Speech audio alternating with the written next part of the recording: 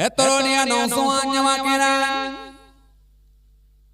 হে আমার বড় প্রিয়রা, বাবারা শুনে গেলে মুহররম মাস যখন এসে পৌঁছে যাবে, আমরা গরিবের মালা প্রসাদ করে নেব না। মুহররম মাস যখন এসে পৌঁছে যাবে, আমরা মানুষের সঙ্গে আর প্রতারণা করব না।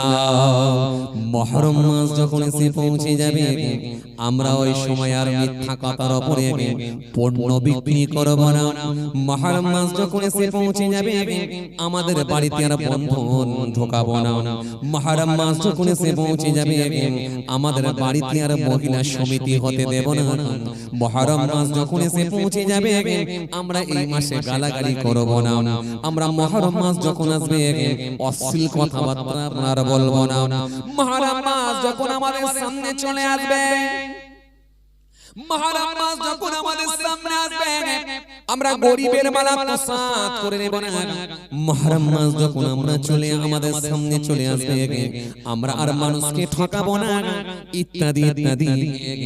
যখন আমরা অন্যায় কাজগুলো থেকে বিরত থেকে সঠিক রাস্তায় আমরা ধাবিত হতে পারবো, তার মানে মুহররম মাসের সম্মান দেওয়া হলো। সম্মান দেওয়া হলো, মুহররম মাসের তাজিম করা হলো, মুহররম মাসের ইজ্জত দেওয়া হলো। তাহলে যদি মুহররম মাসের সম্মান দিতে পারি, নবী বলছে আমার আল্লাহ জান্নাতের ভেতরে সেই ব্যক্তিটার সম্মানটাও আমার আল্লাহ বাড়িয়ে দিয়ে থাকে। এজন্য মুহররম মাসকে প্রথমে যখন আসবে, আসলে আমাদেরকে সংযত হয়ে যাওয়া, সংযত। মুহররম মাস আসলেই আমাদেরকে সংযত হতে হবে। মুহররম মাস আসলেই আমাদেরকে সিস্টেমেটিক চলতে হবে। মুহররম মাস আসলেই আমাদের মধ্যে একটা মানবিকতা নিয়ে আসতে হবে, আমাদের মধ্যে শিষ্টাচার নিয়ে আসতে হবে, আমাদের মধ্যে আন্তরিকতা নিয়ে আসতে হবে। ধর্মকে আমরা পরিপূর্ণভাবে মানব এবং এবং নেক কাজগুলোকে আমরা পরিপূর্ণভাবে মানার চেষ্টা করা, আর খারাপ কাজগুলো থেকে বিরত থাকা। যদি এই মুহররম মাস এসে পজিটিভ গুলোকে ধরে নেওয়া আর নেগেটিভ গুলোকে যদি ছেড়ে দেওয়া যায়, তবেই মুহররম মাসের আপনি সম্মান দিতে পারবেন। কথা কিছু বুঝতে পারছেন? এটা হবে ফার্স্ট কাজ। আচ্ছা, এর পরের কাজ কি? মুহররম মাস যখন চলে এসেছে, আমরা সম্মান দেব, সিস্টেমেটিক চলবো, এটা আমরা মেনে নিয়েছি, বুঝতে পেরে গেলাম, এটা করলাম। এরপরে আমরা কি করব? যখন মুহররম মাস এসে পৌঁছে যাবে, মুহররম মাস আসলে এবার আমাদের করণীয় কি থাকবে, কাজ কি থাকবে? শুধু একটা জলসার মাহফিল দেওয়া আর সেখানে কিছু সময় ওয়াজ শোনা, একটু ওয়াজ শুনে আমরা কমপ্লিট করে ফেললাম, বাস কমপ্লিট হয়ে গেল। জি, আবার জায়গায় জায়গায় কিছু মানুষ দেখবেন তাজিয়া বের করে, জায়গায় জায়গায় কিছু মানুষ দেখবেন লাঠি খেলে, জায়গায় জায়গায় কিছু মানুষ দেখবেন হাই হোসেন করে চিৎকার দেয়, হাই হাসান বলে চিৎকার দেয়, এগুলো করে থাকে, জায়গায় জায়গায় দেখবেন করে থাকে। জি, যদিও এই বছর সিস্টেম আলাদা হয়ে গেছে। কি রকম বলেন তো? সে বলে না, উদর বাস বুদর ঘাড়ে। কথা বুঝতে পারছেন না? এই আমাদেরকে জব্দ করতে গিয়ে আবার দেখা যাচ্ছে অন্য কেউ জব্দ হয়ে যাচ্ছে আলটিমেটলি ভাবে। হয়তো আমাদেরকে একটু বেশি জব্দ করা হচ্ছে, কিন্তু সামান্য হলেও কিছু মানুষ জব্দ হয়ে গেছে। যা হয়েছে ভালোই হয়েছে, খারাপ হয় না, খারাপ হয় না। এই যে মাইকের সাউন্ড কমিয়ে দেওয়া ভালো কথা। আমরা তো সিস্টেম মানা লোক, আমরা নিশ্চয়ই মাইকের সাউন্ড কমিয়ে দেব, এটা আমরা নিশ্চয়ই ভাবে আইনকে আমরা মান্যতা দেব, আইন মেনে চলার লোক আমরা। কিন্তু আমরাও দেখব যে আমরা যেমন সাউন্ড কমিয়ে দিচ্ছি, আর অন্য কমিউনিটির মানুষও সাউন্ড কমাচ্ছে তো নাকি? আইন তো সবার জন্য সমান হওয়াই দরকার। যদি সিস্টেমেটিক চলা যায়, সবাই যদি আইন মেনে চলে, নিশ্চিতভাবে সমস্ত কমিউনিটির মানুষের জন্যই মঙ্গল। ভালো, আপত্তি নেই, আমরা তো আইন মেনে চলাল, আমাদের কোনো সমস্যা নেই।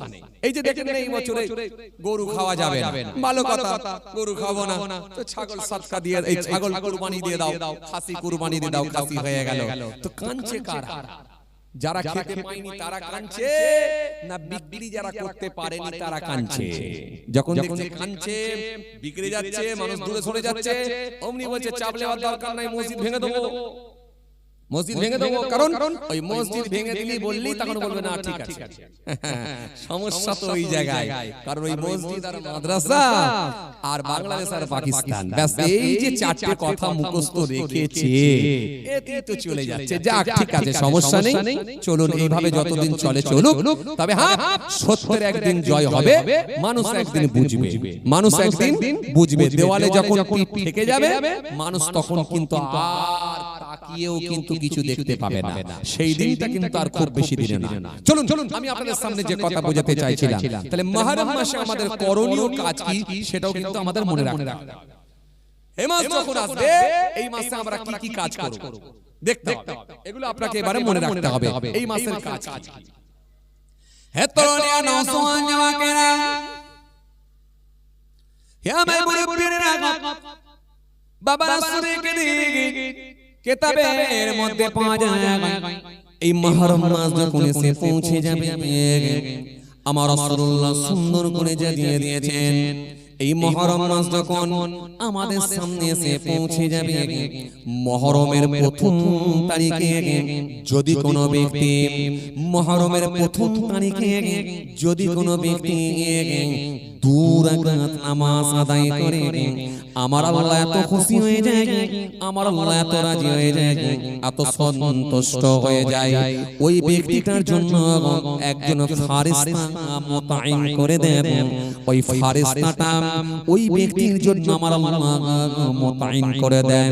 ওই ব্যক্তিটাকে আমার আল্লাহ নেক কাজ করিয়ে নেবেন আর গুনার কাজগুলো থেকে বিরত রাখার জন্য ফারিস্তাকে আমার আল্লাহ নিযুক্ত করে দেবে। এজন্য মুহররম মাসের গুরুত্ব অনেক বেশি, কিতাবের মধ্যে পাওয়া যায়। এই জন্য সুন্দর করে কিতাবের মধ্যে পাওয়া যায় এই মুহররম মাস যখন এসে পৌঁছে যাবে, যদি কোনো ব্যক্তি মুহররমের প্রথম তারিখে 2 করে মোট 8 রাকাত নফল নামাজ আদায় করে, এই 8 রাকাত নফল নামাজ আদায় করার জন্য আমার আল্লাহ বড় খুশি হয়ে যায়, আমার আল্লাহ বড় রাজি হয়ে যায়। এই নামাজটা যদি 2 করে যদি আদায় করে থাকে, 2 করে মোট 8 রাকাত নামাজ যদি আদায় করে, 4 সালামে যদি নামাজ কমপ্লিট করে থাকে, প্রতিটা রাকাতে যদি সূরা ফাতিহার সঙ্গে যদি সূরা ইখলাস শরীফ যদি 10 বার করে পাঠ করে থাকে, আমার আল্লাহ এত খুশি হয়ে যাবে। আমার নবী সুন্দর করে বললেন ওই ব্যক্তিটার জন্য কাল কিয়ামতের ময়দানে আমি রাসূলুল্লাহ শাফাআত করব। তবে একটা কথা মনে রাখা, এই ব্যক্তিকে শিরক বেদাত মুক্ত হতে হবে, শিরক আর বেদাত মুক্ত হতে হবে এবং তাদেরকে নামাজি হতে হবে। যদি নামাজি আর শিরক বেদাত মুক্ত হতে পারে, আশা রাখা যায় আমার রাসূলুল্লাহ ওই ব্যক্তির জন্য ইনশাআল্লাহ শাফাআত করতে পারে। এজন্য কিতাবের মধ্যে এসেছে মুহররম মাসের গুরুত্ব অনেক বেশি। 4টি মাসকে আমার আল্লাহ সম্মানিত মাস হিসাবে উল্লেখিত করেছেন। 4টি মাস, তার মধ্যে জিলকদ মাস, জিলহজ মাস, রজব মাস আর মুহররম মাস, এই 4টি মাসকে আমার আল্লাহ সম্মানিত মাস হিসাবে উল্লেখিত করেছেন। এজন্য এই 4টি মাসের গুরুত্ব কিন্তু অনেক বেশি। জিলকদ, জিলহজ, রজব আর মুহররম, এই 4টি মাস, তার ভিতরে প্রথম মাস আরবি মাসের প্রথম মাস সেটা হলো মুহররম মাস। কথা কিছু বুঝতে পারছেন? এজন্য মুহররম মাসের গুরুত্ব অনেক বেশি। মুহররম মাস আসলে অন্যায় মুক্ত জীবন তৈরি করা, আর পাশাপাশি এই মাসে কিছু করণীয় কাজ আছে খুঁজে খুঁজে বের করা। কারণ মুহররম মাসে অনেক ঘটনা ঘটেছে, আল্লাহ চাইলে আগামীতেও অনেক ঘটনা ঘটতে পারে। মুহররম মাস বিশেষ করে আশুরার দিনের যে ঘটনা আপনাদের জানা আছে, ওয়াজ মাহফিলে আপনারা খুব বেশি বেশি শুনে থাকেন। যেমন আমার আল্লাহ লাওহে মাহফুজ আমার আল্লাহ বানিয়েছেন, পৃথিবীর সর্বপ্রথম বৃষ্টি বর্ষণ করেছিলেন। শুধু তাই নয়, আদম আলাইহিসসালামকে আমার আল্লাহ জান্নাতের মধ্যে প্রবেশ করিয়েছিলেন, জান্নাত থেকে বাহির করেছিলেন। আদম আলাইহিসসালামের জবানের দোয়াকে আল্লাহ কবুল করেছিলেন। শুধু তাই নয়, কম বেশি প্রায় 2000 পয়গম্বর, 2000 নবীর জবানের দোয়াকে আমার আল্লাহ কবুল করে নিয়েছিলেন। এই আশুরা এর গুরুত্ব অনেক। অনেক অনেক বেশি গুরুত্ব। আমরা বারে বারে ওয়াজ মাহফিলে শুনেছি হযরতে জি আইয়ুব আলাইহিস জি 18 বছর বিমারে ছিলেন। আমার আল্লাহ যখন সুস্থতা দান করেছিলেন সেটাও কিন্তু মুহররমের 10 তারিখ ছিল। শুধু তাই না, আপনাদের জানা আছে হযরতে ইয়াকুব আলাইহিস সালাম সন্তানের জন্য কেঁদে কেঁদে অন্ধ হয়ে গিয়েছিলেন। হযরতে ইউসুফ আলাইহিস সালামের জন্য কান্না, হুজুর চোখে অশ্রু ঝরিয়ে অন্ধ হয়ে গিয়েছিলেন। যেদিন সাক্ষাৎ হয়েছিল, মোলাকাত হয়েছিল, সেটাও কিন্তু মুহররমের 10 তারিখই ছিল। আল্লাহু আকবার। অনেক ঘটনা ঘটেছে, অনেক ঘটনা ঘটেছে, আগামীতেও অনেক ঘটনা ঘটবে, সেটাও কিন্তু মুহররমের 10 তারিখ আল্লাহ চাইলে হবে।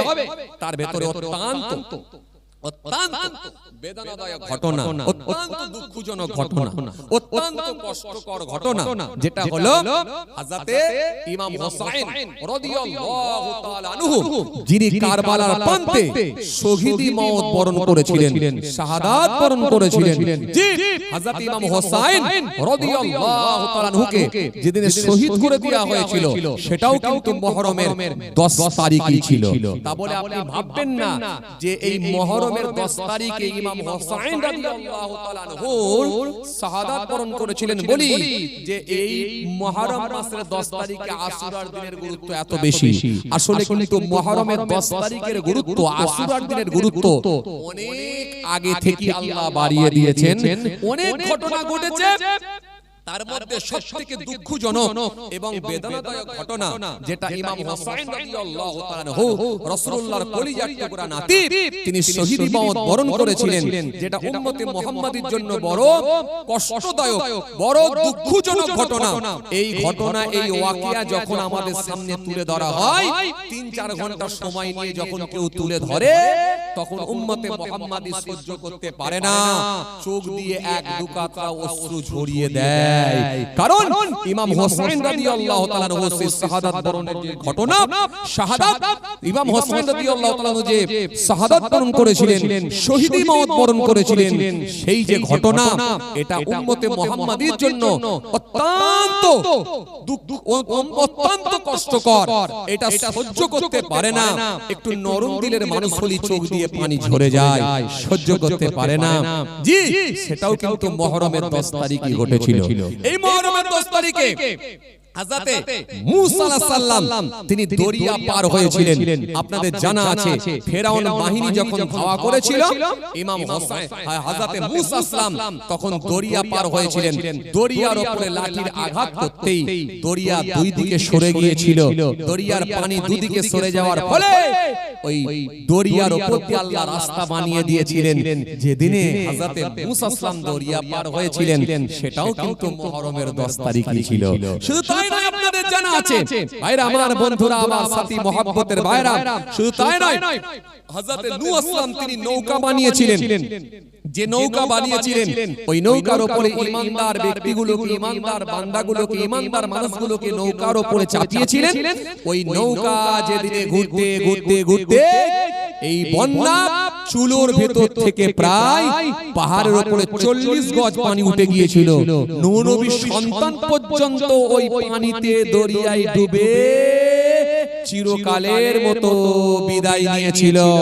এই নূহ আসলামের নৌকা যেদিনে পাহাড়ে গিয়ে ঠেকেছিল, দাঁড়িয়ে গিয়েছিল, সেই পাহাড়ের ধারে গিয়ে যখন নৌকাটা দাঁড়ালো, সেটাও কিন্তু মুহররমের 10 তারিখই ছিল। এরকম একাধিক ঘটনা ঘটেছে, আল্লাহ চাইলে আগামীতেও ঘটবে। এমনকি মুহররমের 10 তারিখেও আল্লাহ চাইলে কিয়ামত সংগঠিত হবে, সেটাও কিন্তু মুহররমের 10 তারিখ। এইজন্য মুহররমের 10 তারিখের গুরুত্ব অনেক বেশি বাড়ানো হয়েছে, অনেক বেশি বাড়ানো হয়েছে। এইজন্য মুহররমের 10 তারিখ যখন আসবে, আমাদের কিছু করণীয় থাকবে, কিছু কাজ থাকবে, সেগুলো জানতে হবে। কথা বুঝে আসছে ভাইরা, আমার বন্ধুরা, আমার সাথী মহব্বতের ভাইরা? তবে একটা কথা মনে রাখবেন, এই যে এত ঘটনা বললাম, সবই যে 10 তারিখে ঘটেছিল এটাও কিন্তু কনফার্ম বলা মুশকিল। তবে হ্যাঁ, কেউ বলেছেন 10 তারিখে, কেউ বলেছেন মুহররম মাসে, আবার কেউ বলেছেন হ্যাঁ 10 তারিখে হয়েছে। যদিও এটাকে নিয়ে ইখতিলাফ মতবিরোধ রয়েছে, তবে সহিহ হাদিস থেকে প্রমাণিত মুসা আলাইহিস সালাম তিনি দরিয়া পার হয়েছিলেন, ফেরাউনের কবল থেকে আমার আল্লাহ রক্ষা করেছিলেন, সেটা কিন্তু মুহররমের 10 তারিখই ছিল, সহিহ হাদিস থেকে প্রমাণিত। আর কি নূহ আসলামের নৌকা যেদিনে একেবারে পাহাড়ের গায়ে গিয়ে ঠেকে গিয়েছিল, আমার আল্লাহ ওই দরিয়ার ওই যে বন্যা থেকে আমার আল্লাহ রক্ষা করেছিলেন, সেটাও কিন্তু এই মুহররমের 10 তারিখই ছিল। এইজন্য এগুলো একেবারে হাদিস থেকে প্রমাণিত। তারপরে বাকি যে ওয়াকিয়া ঘটনা আছে, কেউ বলেছে মুহররম মাসে, আবার কেউ বলেছেন না, কেউ বলেছেন না 10 তারিখে। যদিও এগুলোকে নিয়ে ইখতিলাফ মতবিরোধ রয়েছে, তবে কয়েকটা ঘটনা একেবারে সহিহ হাদিস থেকে প্রমাণিত, যার ভিতরে এই দুটো বললাম। আর ইমাম হোসেন রাদিয়াল্লাহু তাআলা আনহু কারবালার প্রান্তে যে শহীদি মওত বরণ করেছিলেন, সেটাও কিন্তু ছিল এই মুহররমের 10 তারিখই ছিল, মুহররমের 10 তারিখই ছিল। এগুলো একেবারে সঠিকভাবে আমাদের কাছে তথ্য পাওয়া যায়। কথা কিছু বুঝতে পারছেন বাবাজি? এইবার আসেন, তাহলে মুহররম মাসের প্রথমে আমরা কি করব? সম্মান দেব, সংযত হয়ে যাব। না, মাসটা হলো মুহররম মাস, এটা আমাদের মনে রাখতে হবে। মাসটা হলো মুহররম মাস, এই মাসে আমাদেরকে একটা সিস্টেমেটিক চলতে হবে, এটা আমাদের প্রথমে মনে করা। এরপরে কি? এরপরে যখন মাস আসবে 1 তারিখে আমরা কিছু নামাজ আদায় করার চেষ্টা করব। 1 তারিখ থেকে আমরা কিছু নামাজ আদায় করার চেষ্টা করব ইনশাআল্লাহ। এরপরে হেতনিয়া নওজওয়ান জামাকেরা, হে আমার মুরব্বিরা, বাবার সুরিকে কিতাবের মধ্যে পাওয়া যায়, আমার রাসূলুল্লাহ সুন্দর করে জানিয়ে দিয়েছেন, যখন মুহররম মাসের কি মুহররম মাস এসে পৌঁছে যাবে, ওই মুহররম মাসে যদি কোনো ব্যক্তি টানা 1 তারিখ থেকে নিয়ে 10 তারিখ পর্যন্ত টানা যদি 10টা রোজা আদায় করতে পারে, আমার আল্লাহ এত খুশি হয়ে যায়, এত রাজি হয়ে যায়, 10,000 বছর দিনে রোজা রাখা এবং রাত্রিতে রাত জাগরণ করে ইবাদত করার সওয়াব আল্লাহ লিখে দেয়। এজন্য মুহররম মাস যখন আসবে, আমরা চেষ্টা করব 1 তারিখ থেকে নিয়ে টানা 10 তারিখ পর্যন্ত রোজা রাখা। তরুণিয়া নওজওয়ান জামাকেরা, হে আমার মুরব্বিরা, বাবার সুরিকে কিতাবের মধ্যে পাওয়া যায়, রমজান শরীফে রোজা রাখার পরে সবথেকে বেশি যে রোজার গুরুত্ব দেওয়া হয়েছে, সেটা হলো মুহররমের রোজা। এইজন্য মুহররমের রোজা যেন আমরা কেউ মিস না করি। এইজন্য আমরা যারা প্রত্যেকই সুস্থ মানুষ আছি, আমরা প্রত্যেকই চেষ্টা করব মুহররমের রোজা রাখা। রমজান শরীফের রোজা রাখার পরে, রমজানের রোজা, রমজান শরীফের পরে যে রোজার গুরুত্ব সবথেকে বেশি বাড়ানো হয়েছে, সেটা হলো মুহররম মাসের রোজা। এই মুহররমের রোজা এত বেশি গুরুত্ব বাড়ানো হয়েছে, এমনকি সাহাবায়ে কেরামেরা তিনাদের সন্তানদেরকে বলতেন, বাবু বাবু রোজা রাখবে তো কালকে, রোজা রাখবে তো কালকে। যেমন দেখবেন রোজার মাসে দেখবেন কিছু ছোট ছোট বাচ্চারা, আমাদের সমাজে দেখা যায়, আমাদের ঘরের কিছু সন্তানেরা দেখবেন, কিছু বাচ্চারা আছে 8 বছর 10 বছর 11 বছর করে যাদের বয়স, দেখবেন রোজার মাসে দেখবেন 2-4টে রোজা রাখে। কেউ দেখবেন পয়লা রোজা রাখে, কেউ দেখবেন 27 রোজা রাখে, আবার কেউ দেখবেন শেষ রোজাটা রাখে, এরকম 3টে 4টে 5টা 6টা করে রাখে। আমরা সেগুলোকে ছেড়েও দিই, আমরা বলি না যাক আচ্ছা আলহামদুলিল্লাহ রাখুক, কারণ এটা যদি সে একটা অভ্যাস করতে পারে, এটা একটা ভালো দিক। তবে হ্যাঁ, এটাও মাথায় রাখতে হবে যাতে করে সে রোজা রাখতে গিয়ে অসুস্থ যেন না হয়ে যায়, দেখতে হবে বাচ্চাটার শরীর দেখতে হবে। যদি বেশ হৃষ্টপুষ্ট হয়, যদি শরীর স্বাস্থ্য ভালো হয়, ঠিকঠাক ভাবে যদি রাখতে পারে আলহামদুলিল্লাহ, তাহলে ঠিক আছে। কারণ তাকে এই রোজা রাখতে গিয়ে জোর করে চাপ সৃষ্টি করে যেন সে অসুস্থ না হয়ে যায়, এটা মনে রাখতে হবে, যেহেতু তার উপরে ফারজ হয়নি, কথা ঠিক কিনা? তার উপরে ফরজ হয়নি, এটা মনে রাখতে হবে। এই ফরজ না হলে তাকে জোর করার দরকার নাই। তবে যদি সে পারে একটা দুটো, এটা আমরা পরিবারের লোকজন অনেকে দেখবেন আনন্দ করে যে আমার ছেলেটা প্রথম রোজা রেখেছে, মসজিদে একটু ক্ষীর দিয়ে আই, আমার ছেলেটা প্রথম রোজা রেখেছে, মসজিদে একটু অন্তত কি বলে একটু অন্তত কি বলে দানাদার একটু দিয়ে আই, যাতে করে এটা মিলাদ হোক। আমার ছেলেটা বা আমার বাচ্চাটা, আমার মেয়েটা প্রথম রোজা রেখেছে। প্রথম রোজা করলে বাড়ির লোক দেখবেন একটু আনন্দ প্রকাশ করে, কথা ঠিক কিনা বলে। তো ভাইরা আমার, বন্ধুরা আমার, সাহাবায়ে কেরামেরা এই রমজান এই মুহররম মাস যখন আসতো বাচ্চাদেরকে বলতেন, বাচ্চাদেরকে উদ্বুদ্ধ করতেন রোজা রাখার জন্য। কেন? মুহররমের রোজার গুরুত্ব কত বুঝতে পারছেন? কিতাবের মধ্যে এসেছে সমস্ত নবী আম্বিয়া সালামরাই রোজা রেখেছেন মুহররম মাসের 10 তারিখ। কথা কিছু বুঝতে পারছেন? জি, মুহররম মাসের গুরুত্ব, রোজা এত বেশি গুরুত্ব বাড়ানো হয়েছে। নবী সাল্লাল্লাহু বলছেন, আল্লাহ রাসূল সাল্লাল্লাহু আলাইহি বলছেন, যদি কোনো ব্যক্তি তার জাহান্নামের আগুন তার জন্য হারাম করতে চায়, জাহান্নাম থেকে সে যদি নিজেকে বাঁচাতে চায়, সে যেন মুহররমের রোজা রাখে। আল্লাহু আকবার। তার মানে মুহররমের রোজা কত বেশি গুরুত্ব দেওয়া হয়েছে, এটা একবার মনে করুন, একবার ভাবুন। কিন্তু আমরা কিছু মানুষ এই মাসটাকে কোনো গুরুত্বই দিই না। আমরা মনে করি একটু 10 তারিখ এলে একটু খিচুড়ি করে দিয়ে, একটু বাতাসা দিয়ে, একটু দানাদার দিয়ে, একটু মিলাদ করে দিলেই মনে হয় মুহররমের হক আদায় করে দিলাম। আসলে না, মুহররম মাসের কিছু করণীয় আছে, কাজ আছে। শুধু একটা মিলাদ শরীফ দিয়ে দেওয়ার নাম কিন্তু মুহররমের গুরুত্ব দেওয়া বা মুহররম মাসের যে করণীয় কাজের গুলোর মধ্যে যেগুলো আছে এই কমপ্লিট করে দিলাম মানে একটা শুধু মিলাদ শরীফ দিয়ে দিলাম মানে শেষ হয়ে গেল, এমনটা নয়। মুহররম মাস যখন আসবে এই করণীয় কাজগুলো আমাদেরকে খুঁজে খুঁজে বের করতে হবে। কথা বুঝে আসছে? ভাইরা আমার, বন্ধুরা আমার, সাথী মহব্বতের ভাইরা, কিতাবের মধ্যে এসেছে, হাদিস পাকের মধ্যে পাওয়া যায়, আল্লাহ রাসূল সাল্লাল্লাহু আলাইহি ওয়াসাল্লাম বলছেন, কিতাবের মধ্যে পাওয়া যায়। জি বাবাজি আমার ভাইরা, ইমাম বুখারী রাহিমাহুল্লাহ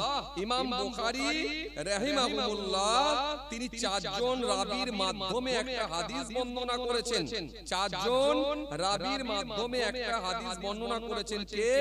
ইমাম বুখারী রাহিমাহুল্লাহ তিনি 4 জন রাবীর মাধ্যমে একটা হাদিস বর্ণনা করেছেন। কি বলেছেন বাবাজি আমার ভাইরা? জি, আল্লাহ রাসূল সাল্লাল্লাহু আলাইহি ওয়াসাল্লাম বলছেন, ইমাম বুখারী রাহিমাহুল্লাহ 4 জন রাবীর মাধ্যমে হাদিসটা বর্ণনা করেছেন। হযরত ওমর রাদিয়াল্লাহু তাআলা থেকে বর্ণিত, আল্লাহ রাসূল সাল্লাল্লাহু আলাইহি ওয়াসাল্লাম বলছেন, তোমরা আশুরার দিনে রোজা রাখো। আশুরার দিনে রোজা রাখো। আশুরার দিনে রোজা রাখাটা হলো সুন্নতে গায়ের মুআক্কাদা। আশুরার দিনে রোজা রাখা হলো সুন্নতে গায়ের মুআক্কাদা। তো আশুরার দিনে রোজা রাখতে বলা হয়েছে, এটা হলো সুন্নতে গায়ের মুআক্কাদা। এবার আপনাদেরকে একটা বলি, সুন্নতে গায়ের মুআক্কাদা মানে বুঝতে পারছেন? জোহরের নামাজ পড়েন আপনারা ক রাকাত? একটু কথা বলেন না বাবাজি। ক রাকাত পড়েন? 12 রাকাত। জোহরের নামাজ পড়েন আপনারা 12 রাকাত, তার ভিতরে 4 রাকাত 4 রাকাত কথা বলেন, 4 রাকাত সুন্নত, 4 রাকাত ফরজ, 2 রাকাত সুন্নত, 2 রাকাত নফল। এই যে 12 রাকাত, এই 12 রাকাতের ভিতরে কোন নামাজটাকে বাদ দেন? নফলটা বাদ দেন। আচ্ছা, নফলটা যদি বাদ দেয়া হয় তার মানে রইল ক রাকাত? 10 রাকাত। 10 রাকাত নামাজ পড়ছেন, খালি নফলটা ছেড়ে দিচ্ছেন অনেক সময়। না, চেষ্টা করবেন নফলটাও আদায় করার। খুব তাড়াতাড়ি না থাকলে নফল ছেড়ে দেবেন না। কারণ নফল যে আপনি করছেন এটা আপনি আপনার নিজের ফায়দার জন্য নফল নামাজ আদায় করছেন। এটা আল্লাহর কাছে জমা থাকবে, জমা থাকবে। যদি বলেন কেমন করে বলেন তো, আপনাকে একটা মিসাল দিলে বলতে বুঝতে পারবেন। জি ঠিক একটা মিসাল দিলে বুঝতে পারবেন। কি রকম বলেন তো? আপনার বাড়িতে আপনার আব্বা বলেছে, বেটা আপনাকে বলেছে, বেটা আমি তোমাকে কষ্ট করে মানুষ করেছি, বড় করেছি, তোমার পেছনে আমার অনেক অবদান রয়েছে, এইজন্য পার মান্থ আমাকে 10,000 টাকা করে দিতে হবে, সংসারটা আমি চালাবো, আমি মেইনটেইন করব। ভালো কথা। এখন আব্বা যদি বলে 10,000 টাকা করে মাসে আমাকে দিতে হবে, এখন আপনি চেষ্টা করবেন কি মাসে 10,000 টাকা ইনকাম করার, না তার থেকে কিছু বেশি করার? বেশি করার। কেন বলেন তো?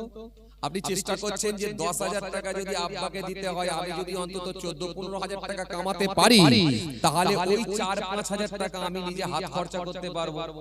আমার পরিবারের জন্য আমি কিছু আলাদা এক্সট্রা কিছু কিনতে পারবো, বা আমার নিজের জন্য কিছু কিনতে পারবো। তাহলে আমি যদি আরো 4-5 হাজার টাকা ইনকাম বেশি করতে পারি, এটা আমি চেষ্টা করি, কারণ ওটা আমার থাকবে জমা। তাহলে আপনি চেষ্টা করবেন এটা আপনার নিজের জন্য, যেহেতু আব্বা নিয়ে নেবে 10,000 টাকা। এখন ফরজ মানছেন মানে আল্লাহর নির্দেশ। আল্লাহ আপনাকে পৃথিবীতে পাঠিয়েছেন, পয়দা করেছেন, সৃষ্টি করেছেন, আপনি পৃথিবীতে এসেছেন, আমরা পৃথিবীতে এসেছি, পৃথিবীর মুখ দেখেছি, আল্লাহ আমাদেরকে পৃথিবীতে ভূমিষ্ঠ করেছেন, পৃথিবীতে পাঠিয়েছেন, প্রেরণ করেছেন। তার মানে আল্লাহর হুকুম আমাদের মানাটা হলো বাধ্যতামূলক। কথা কিছু বুঝতে পারছেন? বাধ্যতামূলক। তাহলে আল্লাহর হুকুমটা যেমন মানাটা আমাদের জন্য বাধ্যতামূলক হয়ে যায়, এটা আমাদেরকে মানতে হবে, যেহেতু আল্লাহ আমাদেরকে সৃষ্টি করেছেন। আর কোরআনটা এই কথাই বলছে কি, ইয়া আইয়ুহান নাস, হে মনুষ্য জাতি, মানুষ সকল, উবুদু, ইবাদত করো, জিকির করো, উপাসনা করো, আরাধনা করো কার? রব্বাকুম, তোমার রবের, তোমার আল্লাহর, তোমার মালিকের। মালিকের ইবাদত করো, মালিকের আরাধনা করো, মালিকের উপাসনা করো। কেন? আল্লাযী, যিনি, খলাকাকুম, তোমাকে সৃষ্টি করেছেন, ওয়াল্লাযীনা মিন ক্বাবলিকুম, তোমার পূর্বের মানুষগুলোকে সৃষ্টি করেছিলেন। উদ্দেশ্য অন্য কিছু নয়, লাআল্লাকুম তাত্তাকুন, যাতে করে তোমরা মুত্তাকি, পরহেজগার, তাকওয়া ওয়ালা হয়ে যেতে পারো। তাহলে তাকওয়া ওয়ালা হয়ে যাবার জন্য, মুত্তাকি হয়ে যাবার জন্য, পরহেজগার হওয়ার জন্য আমার আল্লাহ বলছেন তোমরা আমার ইবাদত করো। তাহলে ফরজ যখন আল্লাহ করতে নির্দেশ দিয়েছেন, এটা আল্লাহর হুকুম, আপনাকে মানতে হবে, আমাদের মানতে হবে, এটা বাধ্যতামূলক। বাধ্যতামূলক, এটা মানতে হবে। তাহলে ফরজটা কার হুকুম? আল্লাহর হুকুম। সুন্নাত কার নির্দেশ? রাসূলুল্লাহর হুকুম, নবীর হুকুম। নবীর করেছেন বলে আমাদের করতে হবে, এজন্য সুন্নাত মানতে হবে। সুন্নাত হলো দুই ধরনের, একটা হলো সুন্নতে মুআক্কাদা, আর একটা হলো সুন্নতে গায়র মুআক্কাদা। এজন্য যোহরের যে 4 রাকাত সুন্নতটা পড়েন, এটা হলো সুন্নতে মুআক্কাদা, যেহেতু নবী করেছেন আমাদের করতে হবে, এটা আমাদের জন্য বাধ্যতামূলক, ছেড়ে দিলে গুনাহ হবে। এজন্য নবী করেছেন বলে আমাদের করতে হবে। কিন্তু যোহরের নামাজ পড়ে নিলেন 4 রাকাত সুন্নাত, জি, তারপর 4 রাকাত ফরজ, তারপর 2 রাকাত সুন্নাত, আবার 2 রাকাত নফল। আর নফলটা যদি করেন, এটা আপনার নিজের জমানো হবে। ওই যে বললাম 5টা হাজার টাকা বেশি যদি ইনকাম করতে পারেন, ওই যে বললাম 4টে হাজার টাকা যদি নিজে বেশি ইনকাম করতে পারেন, 10,000 টাকা ছাড়াও যদি ইনকাম করতে পারেন, তাহলে এই টাকাটা আপনার নিজের যেমন জমবে, নফল যদি এক্সট্রা কিছু করে যেতে পারেন, এটা আপনার নিজের জমা থাকবে। কিয়ামতের ময়দানে আল্লাহ ইচ্ছা করলে, সেদিনে যদি আপনার নেকি কমও হয়, আল্লাহ ইচ্ছা করলে এই নফলটাকেও কাজে লাগিয়ে দিয়ে আল্লাহ ইচ্ছা করলে সেদিনে নেকির পাল্লা আপনার জন্য ভারী করে দিতে পারে। আমার দিনদার ইমানদার নেক আল্লাহর ভাইরা, তাহলে নফল করবেন, নফলটাও কিন্তু আমার আল্লাহ তার প্রতিদান বদলা দিয়ে দেবেন, সেটাও কিন্তু আমার আল্লাহ বেকার করে দেবেন না, সেটাও কিন্তু বেকার হয়ে যাবে না, বৃথা হয়ে যাবে না। এই নফলটাও কিন্তু আল্লাহর দরবারে জমা থাকবে, এটা মনে রাখবেন। খুব তাড়াতাড়ি না থাকলে নফল ছেড়ে দেবেন, নফল আদায় করে। তাহলে 4 রাকাত সুন্নাত, 4 রাকাত ফরজ, 2 রাকাত সুন্নাত, 2 রাকাত নফল আদায় করলে, এরপর কি আসরের নামাজ যখন পড়েন, কয় রাকাত? আসরের নামাজ পড়েন কয় রাকাত? 8 রাকাত। আসরের নামাজ কি 8 রাকাতই পড়েন নাকি না কিছু মাইনাস দেওয়া হয়? কয় রাকাত?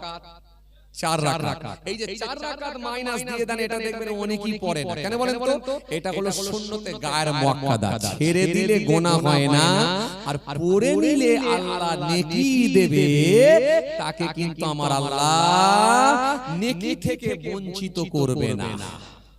কথা কিছু বুঝে আসছে? তাহলে এই আসরের 4 রাকাত সুন্নতটা যদি ছেড়ে দেয়, এটা গুনাহ হয়। এটা হলো সুন্নতে গায়র মুআক্কাদা। এবার আসুন, আমি যেটা আপনাকে বলতে চলে এলাম, তাহলে মুহররমের আসর আর রোজা রাখাটা কি?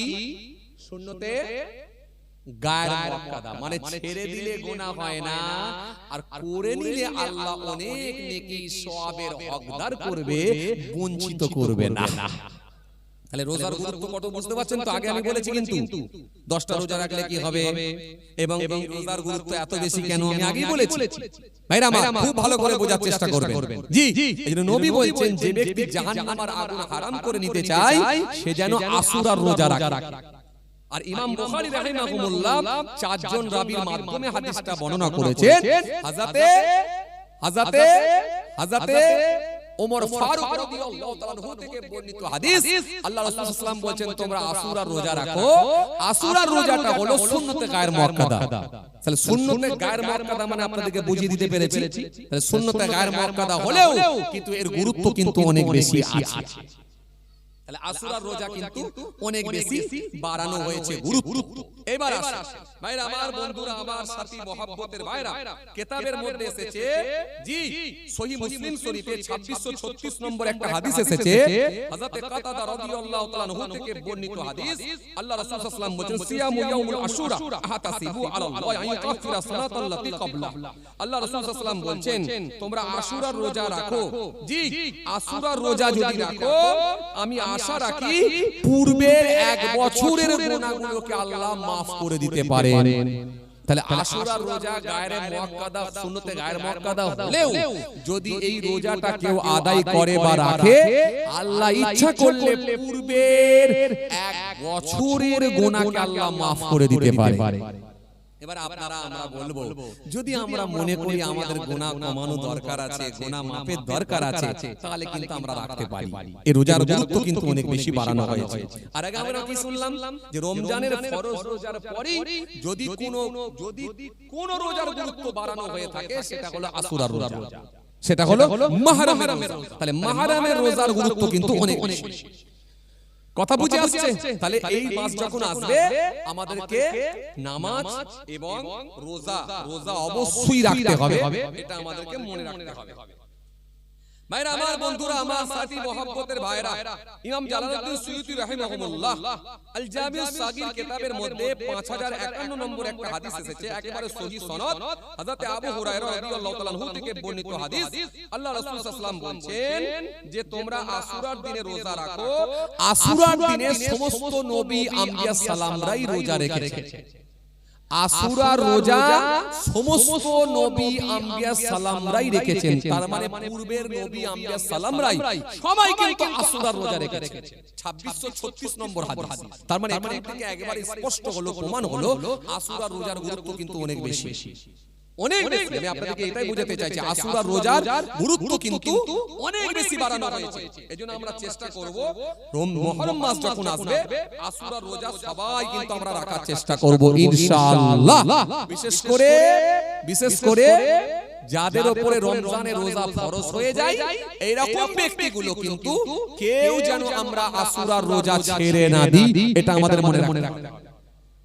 ভাইরা আমার, বন্ধুরা আমার, সাথী মহব্বতের ভাইরা, ইমাম হযরত শায়খ আব্দুল হক মুহাদ্দিস দেহলভী রাহমাতুল্লাহ আলাইহি তিনি লামাতুত তালকিন নামক একটা কিতাব আছে, ওই কিতাবের মধ্যে লিখেছেন আশুরার রোজা রাখা ফজিলতগত ভাবে, আশুরার রোজা রাখার ফজিলতগত ভাবে পদ্ধতি তিনটে পদ্ধতির কথা তিনি উল্লেখ করেছেন। প্রথম পদ্ধতি কি? প্রথম পদ্ধতি হলো 9, 10, 11 তিনটে রোজা রাখার কথা বলেছেন। দ্বিতীয় পদ্ধতি কি? দ্বিতীয় পদ্ধতি হলো 9, 10 অথবা 10, 11 দ্বিতীয় পদ্ধতি। আর তৃতীয় পদ্ধতি কি? তৃতীয় পদ্ধতি হলো শুধু 10 তারিখে রোজা রাখা। তবে 10 তারিখে রোজা রাখাটাও কিন্তু অনেকে বলেছেন এটা হলো মাকরুহ। কেন বলবেন? এবার বলবেন মাকরুহ হবে, যেহেতু সমস্ত নবী আম্বিয়া সালামরা যেহেতু আশুরার দিনে রোজা রেখেছেন, একটা রোজা রেখেছেন, তাহলে আমরা রোজা একটা রাখলে কেন মাকরুহ হবে? একটা প্রশ্ন এসে যায়। এখানটা আমি আপনাদের সামনে একটু ক্লিয়ার করি, খুব ভালো করে বুঝবেন, খুব ভালো করে বুঝবেন। এই ওয়াজ মাহফিলও আপনারা বারে বারে শুনেছেন, মুসা কালিমুল্লাহ যখন দরিয়া পার হয়েছিলেন, দরিয়া পার হওয়ার পর যখন ফিরাউনের কবল থেকে আল্লাহ রক্ষা করেছিলেন, সেটাও মুহররমের 10 তারিখ আশুরার দিন ছিল। আল্লাহ রাসূল সাল্লাল্লাহু আলাইহি ওয়াসাল্লাম হিজরত করে যখন মদিনায় গিয়েছিলেন, গিয়ে দেখলেন ইহুদিরা রোজা রাখছে। এই ওয়াজ আপনাদের বারে বারে শোনাও আছে, কিন্তু ইহুদিরা রোজা রাখছে। ইহুদিরা যখন রোজা রাখছে, আল্লাহ রাসূল সাল্লাল্লাহু আলাইহি ওয়াসাল্লাম জিজ্ঞাসা করলেন, কি ব্যাপার, তোমরা রোজা রাখছো কেন এই দিনে? তখন ইহুদিরা বলেছিল, এই দিনে আমাদের নবী মুসা কালিমুল্লাহ, আমার আল্লাহ তিনাকে দরিয়া পার করিয়ে দিয়েছিলেন, ফিরাউনের কবল থেকে রক্ষা করেছিলেন। তাই মুসা আসলামকে ভালোবেসে আর আল্লাহর সন্তুষ্টির জন্য আমরা এই মুহররমের 10 তারিখে রোজা রাখি। আল্লাহ রাসূল সাল্লাল্লাহু আলাইহি ওয়াসাল্লাম বলে, আয় সাহাবীরা তোমরাও রোজা রাখো। সাহাবীরা বলে, ইয়া রাসূলুল্লাহ, হাবিবাল্লাহ, হুজুর আমরাও রোজা রাখবো। তো রোজা তো রাখবো, হুজুর কটা রাখবো? যেহেতু ইহুদিরা একটাই রাখে, আমরাও কি একটা রাখবো? নবী বলেন, না, একটা রাখো না, তোমরা দুটো করে কমপক্ষে রাখো। আর আগামী বছরে আল্লাহ যদি আমাকে হায়াতে রাখেন, আমিও কিন্তু আগামী বছরে দুটো রোজা রাখবো। মুহাদ্দিসিন কেরামগণের মতে যেহেতু রাসূলুল্লাহ সাল্লাল্লাহু আলাইহি ওয়াসাল্লাম দুটো রোজা রাখার ইচ্ছা পোষণ করেছিলেন, কিন্তু নবী পরের বছরে আর মুহররম মাস পান না, তার আগেই তিনার ওফাত হয়ে গিয়েছিল, ইন্তেকাল হয়ে গিয়েছিলেন। তাই আল্লাহ রাসূল সাল্লাল্লাহু আলাইহি ওয়াসাল্লাম ইন্তেকাল হয়ে যাওয়ার কারণে কিন্তু পরের বছরে তিনি দুটো রোজা রাখতে পারেননি। তাই মুহাদ্দিসিন কেরামগণের মতে যেহেতু তিনি দুটো রোজা রাখার ইচ্ছা পোষণ করেছিলেন, তাই উম্মতে মুহাম্মাদীকে দুটো করে রোজা রাখা হলো উত্তম, ভালো। কথা বুঝে আসছে কি বলছি? আর একটা রোজা রাখলে কি হবে? একটা রোজা রাখলে এটা এই কারণে মাকরুহ হতে পারে, কেন? মান তাসাব্বা বিকওমিন ফাহুয়া মিনহুম। নবী সেই সময় বলেছেন, দেখো ইহুদিদের অনুসরণ আমরা করব না, কারণ ইহুদিরা যদি একটা রাখে আমরা দুটো করে রাখবো। আমরা হয় 9-10 রাখবো, নালে 10-11 রাখবো, দুটো করে রাখবো, একটা রোজা আমরা রাখবো না। কেন? মান তাসাব্বা বিকওমিন ফাহুয়া মিনহুম। যে যাকে অনুসরণ করে তার সঙ্গে তার হাসর হয়। সুতরাং ইহুদিদের অনুসরণ করে আমরা রাখবো না। তাই নবী বলেছিলেন, আমিও আগামী বছরে দুটো রাখবো। দুটো রোজা রাখার ইচ্ছা পোষণ করার জন্য তাই আমাদেরকে দুটো করে রোজা রাখতে হবে। ফাজিলাতগতভাবে তিনটে পদ্ধতির কথা বলা হয়েছে। প্রথম হলো 9-10-11, না হলে আপনি 10-11 কিংবা 9-10, না হলে শেষে যদি একটা রাখেন তাহলে কিন্তু মাকরুহ হতে পারে। কথা বোঝা গেল? তাহলে কমপক্ষে দুটো, বেশি রাখলে তিনটে, তার থেকে বেশি রাখলে 10টা। প্রথমে বলেছিলাম, মনে আছে আপনাদের? এই মনে আছে? যারা প্রথমে ছিলেন আপনারা শুনেছেন, কিন্তু আমি প্রথমে বলেছিলাম।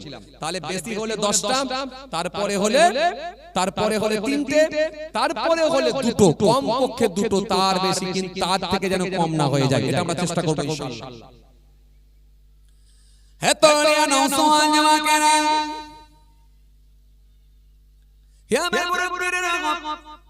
বাবা রাসূলের কিতাবের মধ্যে পাওয়া যায়, যদি রোজা আমরা আদায় করতে পারি আমার আল্লাহ এত খুশি হয়ে যায়, এত রাজি হয়ে যায়। আমার নবী সুন্দর করে বললেন, যদি কোনো ব্যক্তি আসুরা রোজা রাখবে, আমি আশা করি পূর্বের 1 বছরের গুনাহগুলোকে আমার আল্লাহ মাফ করে দিতে পারে। এজন্য আশুরা রোজা কেউ যেন আমরা মিস না করে দিই। এতরিয়া নওসান জামাকেরা, হে মুরব্বিরা, বাবা রাসূলের তাহলে আশুরা রোজা রাখতে হবে। মুহররম মাস যখন চলে আসে, এই মাসে আমাদের কিছু নফল নামাজ আদায় করা, এই মাসেতে আমাদের কম পক্ষে দুটো রোজা রাখা, তার থেকে যদি বেশি পারি 3টে রাখা, তার থেকে বেশি পারলে 10টা রাখা, এবং পাশাপাশি দিনের বেলা হোক সন্ধ্যার পরে হোক বসে বসে একটু আল্লাহর কোরআন শরীফ তেলাওয়াত করা। কেননা এই মাসের গুরুত্ব অনেক বেশি। কিতাবের মধ্যে পাওয়া যায়, মুস্তফা আল্লাহর মাহবুব বান্দা জিনার নাম হলো হযরত শিবলি নোমানী রাহমাতুল্লাহ আলাইহি, মুস্তফা আল্লাহর খাস বান্দা তিনি যখন মুহররম মাস 10 তারিখ পেলেন আশুরার দিন পেলেন এই আশুরার দিনে দিনের বেলা রোজা রাখলেন রাত্রিতে কিছু নফল নামাজ আদায় করলেন নফল নামাজ পড়লেন দুই দুই করে মোট 8 রাকাত নফল নামাজ আদায় করে দিলেন প্রতিটা রাকাতে সূরা ফাতিহার সঙ্গে 10 বার করে সূরা ইখলাস শরীফ পড়লেন 4 সালামে নামাজের সমাপ্তি ঘটালেন ঘটিয়ে নামাজ শেষ করে কিছু জিকির করে আল্লাহ দরবারে হাত তুলে একটু সওয়াব রেশানি করে দিলেন একটু দোয়া খায়ের করে দিলেন সওয়াব রেশানি করে দিলেন এননা সওয়াব রেশানি সম্পর্কে অনেক দলিল আছে সাদকা সম্পর্কে দলিল আছে দান সম্পর্কে দলিল আছে সাহাবায়ে কিরামেরা আমার রাসূলুল্লাহকে জিজ্ঞাসা করেছিলেন ইন্না নাতাসাদদাকু লিমাউতিনা ইন্না নিশ্চয় নাতাসাদদাকু হুজুর আমরা সাদকা করি দান করি খায়রাত করি লিমাউতিনা আমাদের মৃত্যু আপনজনদের জন্য হালিয়াসিলু ইলাইহি সেগুলো কি তাদের নিকট পৌঁছায় নবী বললেন ক্বালা ইয়াসিলু ইলাইহি আমি নবী বলে সেই সওয়াবগুলোকে আমরা তাদের কাছে পৌঁছে দেব আমি নবী বলে সেই সওয়াবগুলো তাদের কাছে চলে যায় ক্বালা ইয়াসিলু ইলাইহি ওয়া ইয়াফরাহুনা তারা বড় আনন্দিত হন তারা বড় খুশি হন উইথ এক্সাম্পল কামা তাফরাহুনা বিল হাদায়া যেরকম তোমরা তোমাদের কোন আত্মীয়দের বাড়ি কিছু উপঢৌকন নিয়ে গেলে কিছু নজরানা নিয়ে গেলে কিছু তোহফা নিয়ে গেলে বাড়িওয়ালা সে ওই তোহফাগুলো পেয়ে যেমন আনন্দিত হন যেমন খুশি হন যেমন তিনি বড় আনন্দিত হয়ে যান হ্যাঁ আমি রাসূলুল্লাহ বলি তোমরা যখন কিছু দান করে দেবে সাদকা করে দেবে খায়রাত করে দেবে সওয়াব রেশানি করে দেবে আমার আল্লাহ যখন সেগুলো তাদের কাছে পৌঁছে দেবে তারা ওই রকম তোমাদের উপর আনন্দিত হবে খুশি হয়ে যাবে আরো জোরে বলেন আরো জোরে বলেন এ তরুণিয়া নওজওয়ান জামাকেরা হে বেগুরুপির বাবা রাসূলের কিতাবের মধ্যে পাওয়া যায় হযরত সিবলে নোমানী রাহমাতুল্লাহ আলাইহি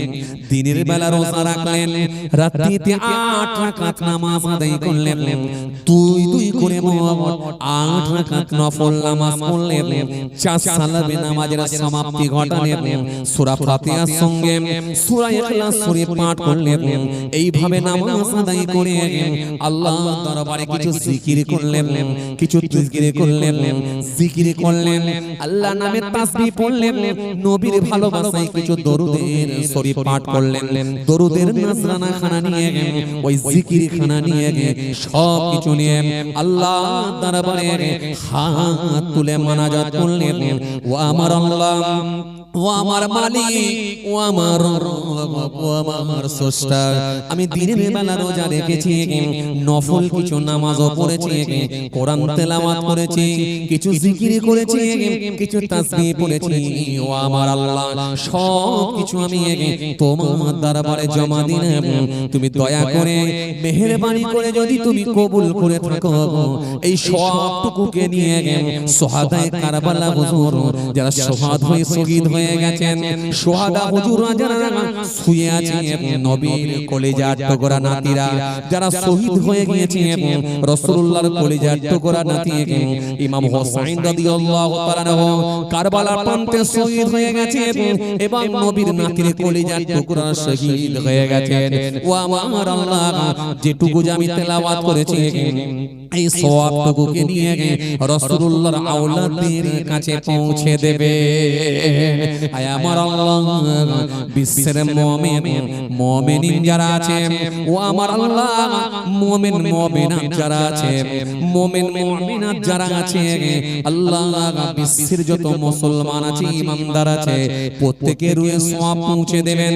যখনই এরকম করে দোয়া করে আল্লাহ দরবারে মানাজাত করে চোখের পানি ঝরিয়ে অশ্রু ঝরিয়ে কেঁদে কেঁদে দোয়া করে দিয়ে আল্লাহ দরবারে মানাজাত করে সমাপ্তি ঘটিয়ে হুজুর দীর্ঘক্ষণ ধরে কান্না করে অশ্রু ঝরিয়ে সওয়াবে সানি করে দিয়ে রাত্রিতে হুজুর বিছানায় শয়ন করেছে শুয়ে পড়েছেন হঠাৎ করে দেখা যায় গভীর রাত হয়ে গেল গভীর রাত্রিতে দেখা যায় ঘরটা নূর আর নূর হয়ে গেল আলো আর আলো হয়ে গেল একজন নূরানি চেহারার মানুষ এসে হাজির হয়ে গেছে আর জোরে বলেন নূরানি চেহারা মানুষ এসে হাজির হয়ে গেছেন যার চেহারা তো নূর গোটা ঘরটা আলো আর আলো নূর আর নূর আলো আর আলো নূর আর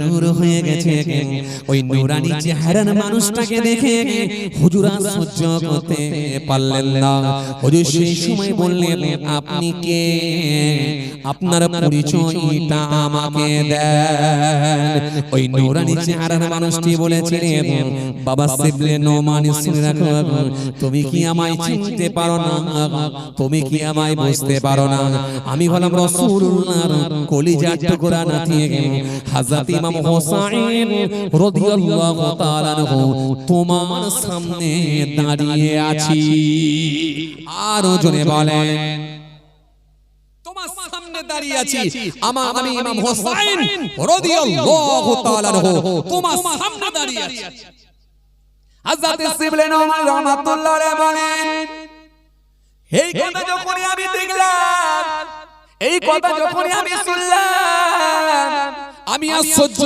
করতে পারলাম না আমি অবাক হয়ে গেলাম হতভম্ব হয়ে গেলাম হয়ে গিয়ে আমি কিভাবে আপ্যায়ন করব কিভাবে ভালোবাসা দেব আমি আর নিজে ঠিক করতে পারলাম না আমি সেই সময় করুণ সুরে বললাম হুজুর আজকে আমি বড় ধন্য হয়েছি আজকে আমি বড় ভাগ্যবান হুজুর সেই সময় বলেছিলেন ও শিবলে নোমানি শুনে রাখো ও শিবলে নোমানি জেনে রাখো ও শিবলে নোমানি শুনে রাখো তুমি রাসূলুল্লাহর কলিজার টুকরাদের ভালোবেসে নিয়েছো রাসূলুল্লাহর আলাউলাদের ভালোবেসে নিয়েছো দিনের বেলা তুমি রোজা রেখেছো নফল নামাজ পড়েছো তেলাওয়াত করেছো জিকির করেছো এবং নবীর ভালোবাসায় নবীর আলাউলাদের ভালোবাসায় তাদের জন্য সওয়াব রেশানি করেছো দোয়া খায়র করে দিয়েছো আমার আল্লাহ বড় খুশি হয়ে গেছে আমার আল্লাহ খুশি হয়ে গিয়ে ওই সওয়াবটাকে নিয়ে গিয়ে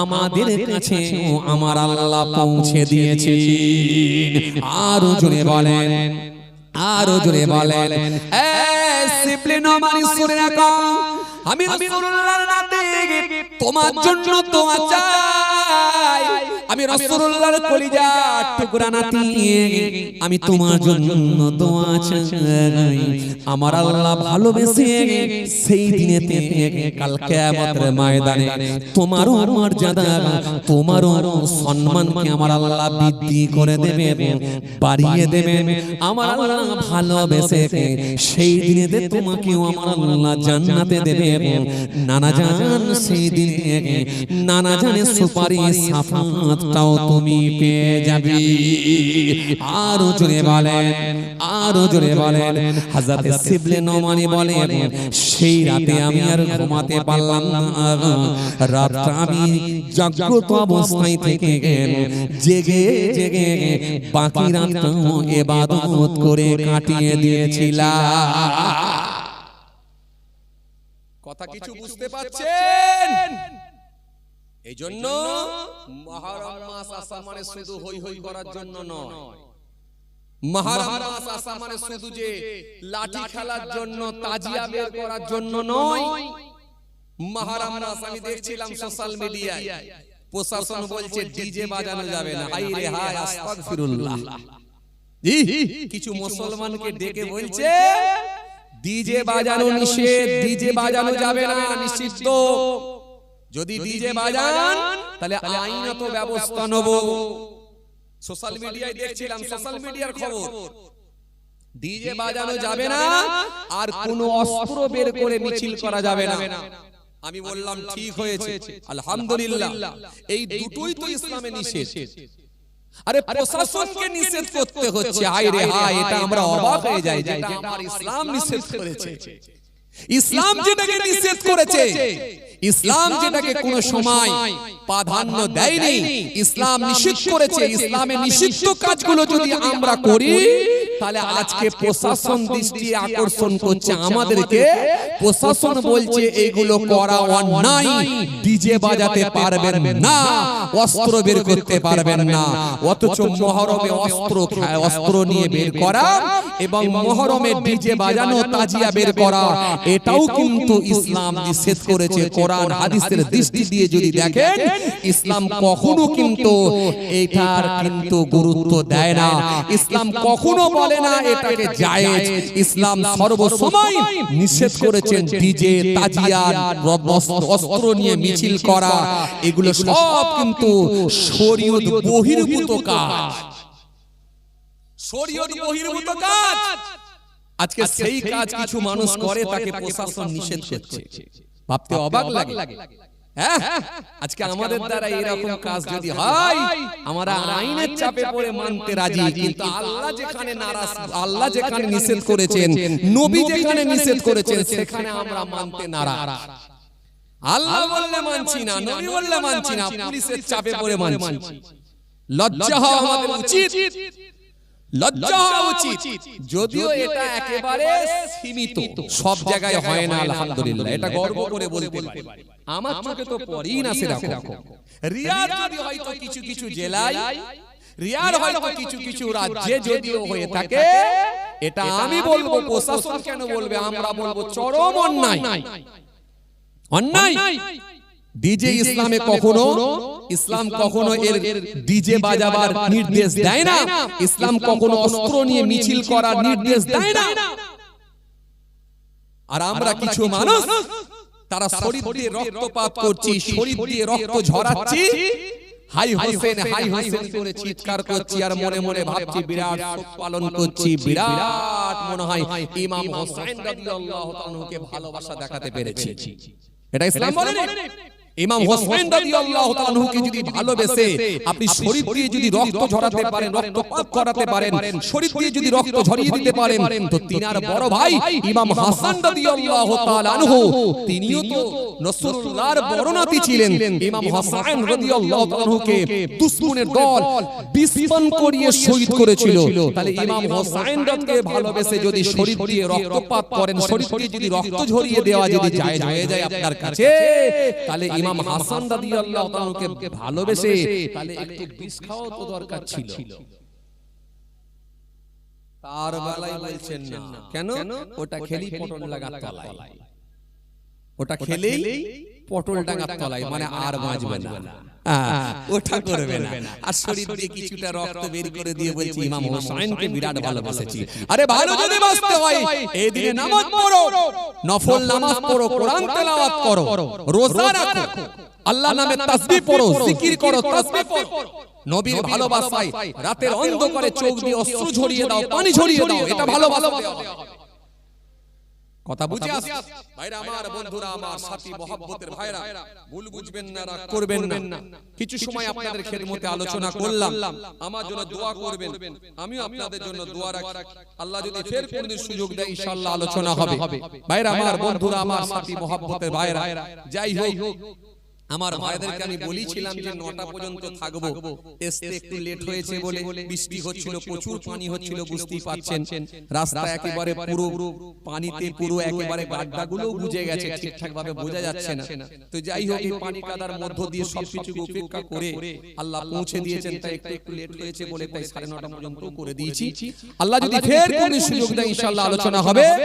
সবাই আমার জন্য দোয়া করবেন, আমি আপনাদের জন্য দোয়া রাখি। যাই হোক, আল্লাহ যদি ফের কোন সুযোগ দেয় ইনশাআল্লাহ আলোচনা হবে। আসেন একটু ছোট্ট করে দাঁড়িয়ে সালাম পাঠ করব, বিদায় নেব। নবী সালাম ইয়া রাসূল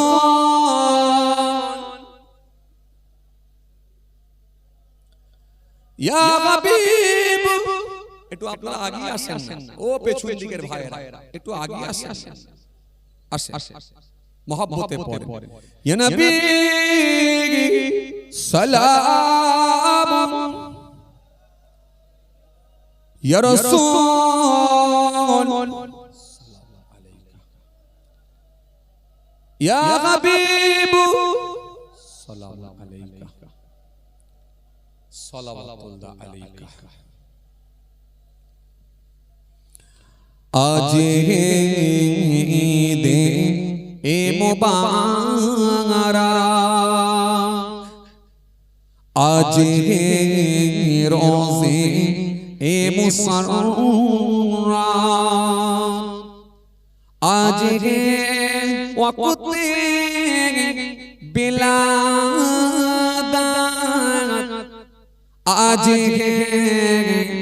মিলাদ হাজরাত। ইয়া নবী সালাম আলাইকা ইয়া রাসূল সালাম ইয়া হাবিব সালাম আলাইকা সালাওয়াতুল্লাহ আলাইকা। আমার নবীর আব্বা জান আবদুল্লাহ,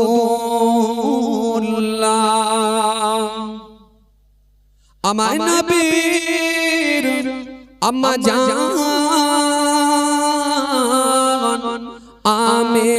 আমেনা, আমার নবীর দুধ মা হালিমা, আমার নবীর রওজা মদিনা।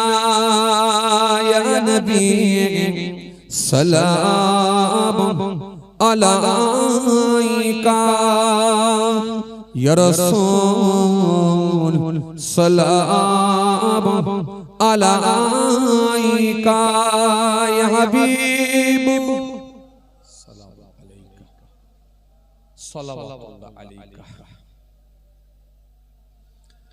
मीम से मदीने वाले, हे से हसमी वाले, मीम से मेरा हुआ, दाल से दीदार हुआ ले। या नबी सलाम अलैका या रसूल सलाम या हबीब सलाम अलैका সালাওয়াতুল্লাহ আলাইকা। সবাই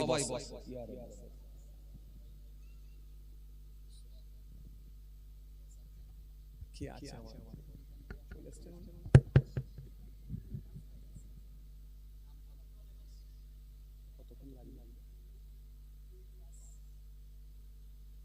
मोहब्बत दरूद शरीफ अल्लाहुम्मा सल्ले अला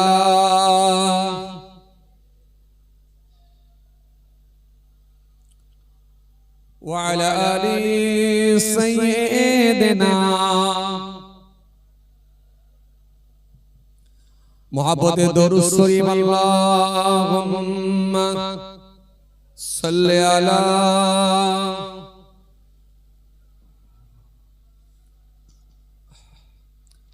व अला आलि सय्यिदना।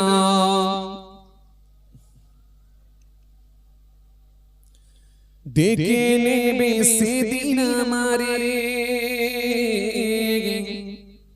তোমার প্রিয় করে নিয়া হায়াতের দিন ফুরালে রমজান মাস করে দিয়া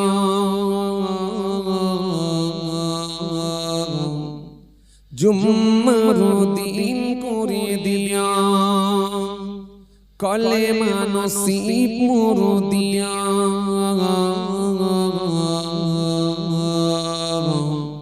রমজান মাস করে দিয়া আল্লাহুম্মা সাল্লি আলা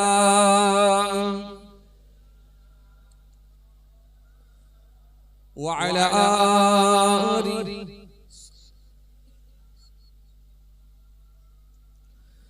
রমজান করেছো তুমি বছরের সেরা গুনাহগারদের জন্য এ মাসে কসিলা রমজান করেছো তুমি বছরের সেরা গুনাহগারদের জন্য এ মাসে কসিলা ধরে নিতে হবে গো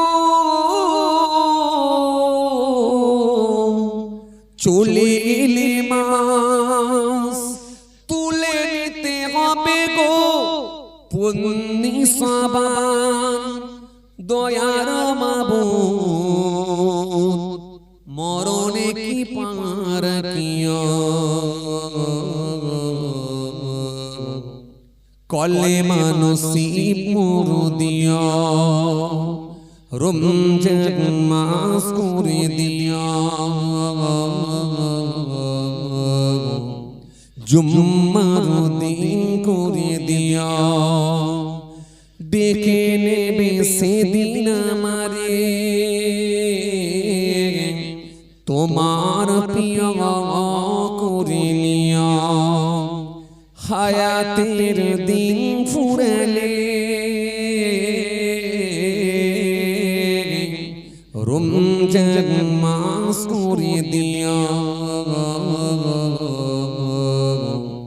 জুম্মার দিন করে দিয়া কলেমা নসিব মোর দিয়া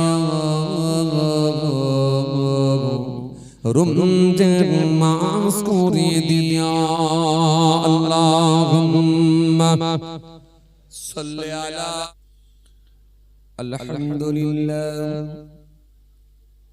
আলহামদুলিল্লাহি নাহমাদুহু ওয়া নাস্তাঈনুহু ওয়া নাস্তাগফিরুহু ওয়া নু'মিনু বিহি ওয়া নাতাওয়াক্কালু আলাইহি ونعوذ بالله من شرور أنفسنا ومن سيئات أعمالنا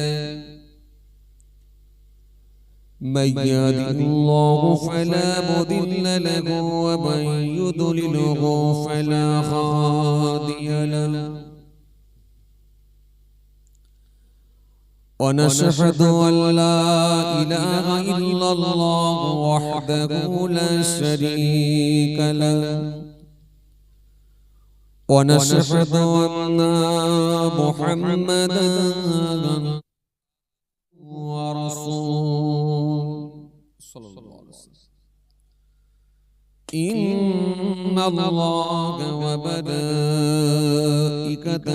يصلون على النبي يا أيها الذين آمنوا صلوا عليه وسلموا تسليما اللهم صل على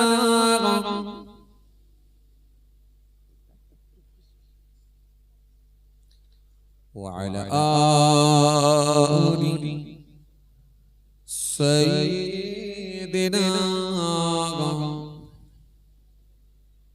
محبت পড়েন اللهم সাল্লি আলা সাইয়্যিদিনা মাওলানা মুহাম্মদ ওয়া আলা আলি সাইয়্যিদিনা মাওলানা মুহাম্মদ। আর একবার মুহাম্মদের সঙ্গে দরুদ শরীফ আল্লাহুম্মা সাল্লি আলা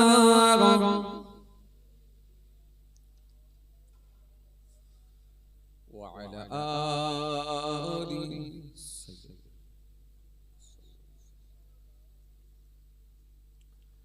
কি আসিয়া আকাশের চাঁদ দ্বিখণ্ড করিল, কাকে দেখে বনের পশু চিনিয়া নিল। সে যে মোদের নবী কামলি আলা, একসাথে পরব মে সাল্লি আলা আল্লাহুম্মা সাল্লি আলা।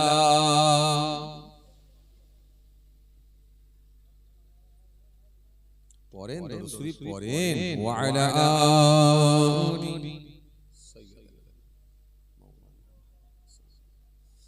পড়েন, যে কজন আছেন সে কজনই পড়েন, মহব্বতে পড়েন। আল্লাহুম্মা সাল্লি আলা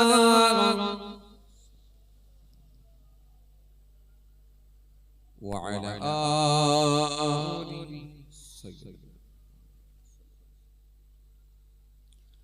उनका दर चूमने का सिला मिल गया, सर उठाया तो मुझको खुदा मिल गया।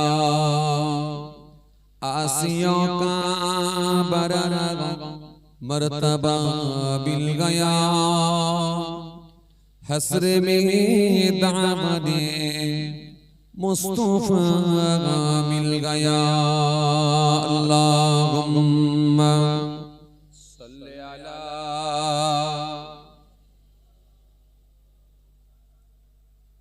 व अला आलि।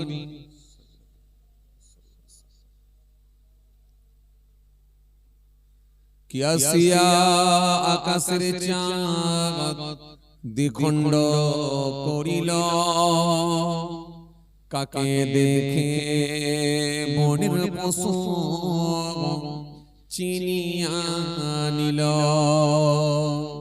সে যে মোদের নবী কামলি আলা, একসাথে পরব মে সাল্লি আলা আল্লাহুম্মা সাল্লি আলা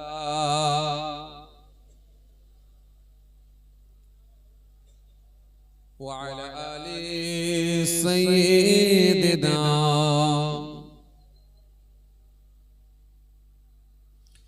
জন্ম আমার নবীর যুগে হলে কেমন গত, জন্ম আমার নবীর যুগে হলে কেমন গত। দোনয়নে রাসূল পাক দেখলে কেমন হতো, দোনয়নে রাসূল পাক দেখলে কেমন হতো। জন্ম আমার নবীর যুগে হলে কেমন হতো,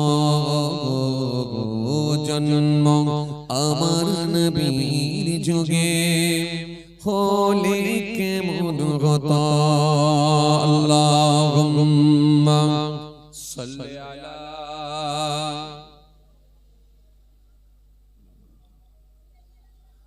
ওয়া আলা আলি।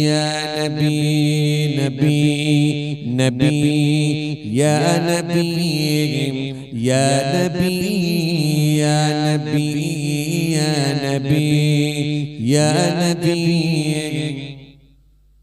या नबी या नबी रौनके जिंदगी आप है रौनके जिंदगी आप है रौनके जिंदगी आप है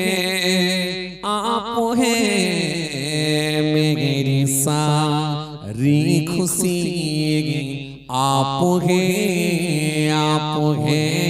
मेरी सारी खुशी आप है या नबी या नबी या नबी या नबी या नबी या नबी या नबी या नबी नबी नबी नबी या नबी या नबी या नबी नबी या नबी या नबी या नबी या नबी या नबी या नबी या नबी या नबी या नबी या नबी या नबी अल्लाहुम्मा सल्ली अला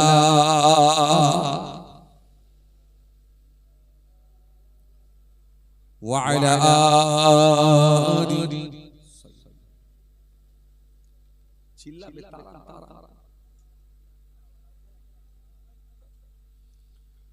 وقال الله تعالى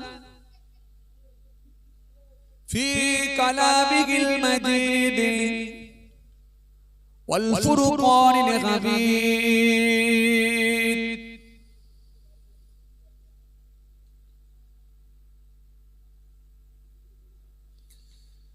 يا أيها الذين آمنوا ادخلوا في السلم كافة ولا تتبعوا خطوات الشيطان إنه لكم عدو مبين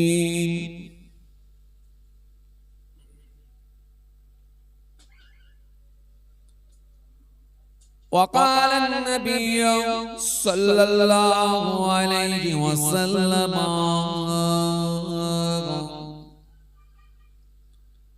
من كان آخر كلامه لا إله إلا الله دخل الجنة إلى آخر الحديث أو كما قال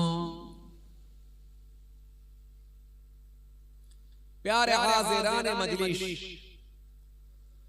शुद्धियो दीनदार ईमानदार परहेजगार मुत्तकी बयोज्येष्ठ আল্লাহ ওয়ালা প্রবীণ মানুষেরা আজকের মাহফিলে বসে থাকা নামাজি রোজাদার দিনদার খোদা ভীরু আল্লাহ ওয়ালা মানুষেরা বয়োজ্যেষ্ঠ প্রবীণ মানুষেরা আমার পিতৃতুল্য বাপেরা জওয়ান যুবক সাথী মহব্বতের ভাইরা তরুণ যুবকেরা আমাদের ঘরের সন্তানেরা আমার ছোট ছোট ভাই বোনেরা আজকের মাহফিলে আগত বিশিষ্ট ব্যক্তিরা হাফেজে কোরআন উলামায়ে কেরাম হুফাজে কেরাম আল্লাহ পাকের হাজী বান্দাগণেরা খাস করে মহল্লার ইমাম আমাদের সকলের কাছে অত্যন্ত সম্মানীয় ব্যক্তি শ্রদ্ধার পাত্র মোহতারাম ইমাম সাহেব ভাইজান পাশাপাশি আরো জানাই খাস করে এই মহল্লার আমাদের সম্মানীয় মোহতারাম মাওলানা সাহেব ভাইজান আজকের মাহফিলে বসে থাকা জ্ঞানী গুণী মানুষ